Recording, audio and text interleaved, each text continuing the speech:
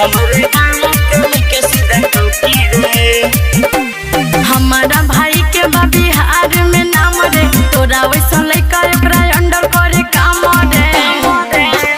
हमारा भाई के बा बिहार में नाम रे, तोरा वैसा लइका ओकरा अंडर करे काम रे। पीछा कोई छोड़ दे ना तो मार दे गोली रे। तोरा आगे कौन साला खोखी रे, हमरे गाँव के लइका सीधा ठोकी रे। तो तोरा आगे कौन साला खोखी रे, हमरे गाँव के लइका सीधा ठोकी रे। ठोकी रे।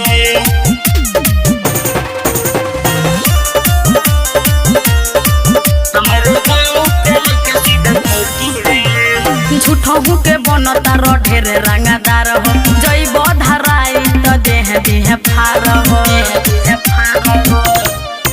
अरे मौत के खप नहीं बाटे जिगर में, लेके दुनाली घुस जाइम तोरा घर में। कहबा औकात तोहर तराजू से जोखी रे। तोरा आगे कौन साला खोखी रे, हमरे गाँव के लइका सीधा ठोकी रे।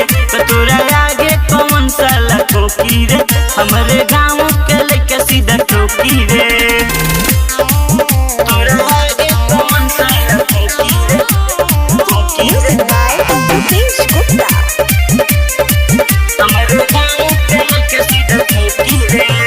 डाइटर से छोटू करे रंगदारी, भुलाई भी घूमे ले दीपक के पिछाड़ी। अरे हही रंगदार हम करब रंगदारी, बपुआ देखाई तो है अपन कलाकारी। झाड़ दी गरमी जदी हमारा के जे रोकी रे।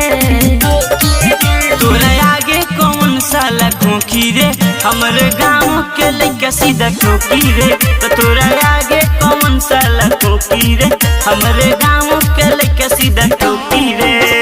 हमारा भाई के बा बिहार में नाम रे, तोरा वैसा लइका ओकरा अंडर करे काम रे। पीछा कोई छोड़ दे ना तो मार दे गोली रे। तोरा आगे कौन साला खोखी रे, हमरे गाँव के लइका सीधा ठोकी रे। तो तोरा आगे कौन साला खोखी रे, हमरे गाँव के लइका सीधा ठोकी रे। ठोकी रे।